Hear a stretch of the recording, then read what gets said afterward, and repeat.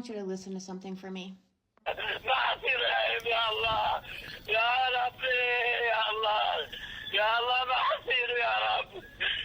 That's the sound of a man in complete agony after 3 of his daughters had just been murdered and several other of his children were seriously wounded. He had called one of his friends who happened to be a news reporter, and that news reporter happened to be live on air. He put that call on speaker and played it for all of Israel to hear.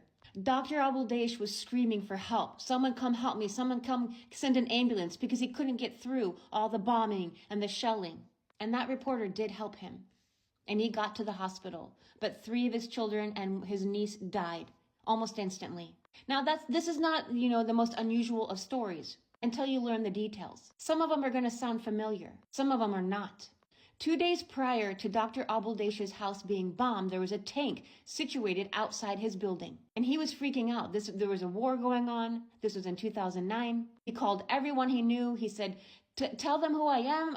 I'm Dr. Abuelish. I work in Israel. I work in the hospitals. I'm not who they're looking for.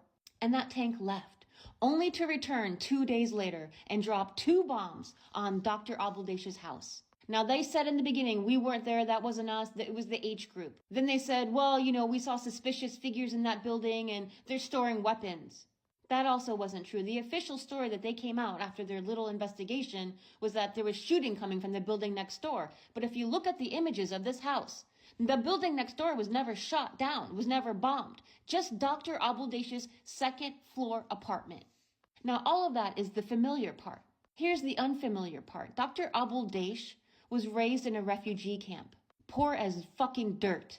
And he somehow beat the system and worked his way out of that and got himself educated. He even went to Harvard and he became an obstetrician. And he worked in Israeli hospitals, and he believed that healthcare was a way to make peace, to bridge the gap between the Palestinians and the Israelis. I was fully believing that health can be bridge for peace between Palestinians and Israelis.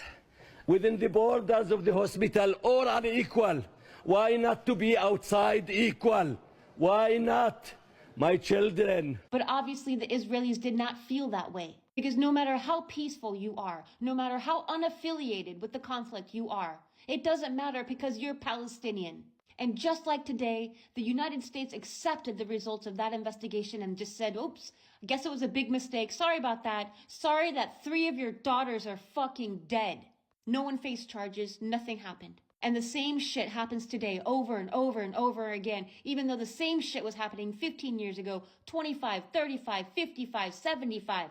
I really, truly, 100% honestly believe that the United States wants to eradicate the Palestinians from the land of so-called Israel so that they have a straight shot to the oil and natural resources that land can provide and the money that will make for them. Not you, not me, for them. Because this is the United States modus operandum.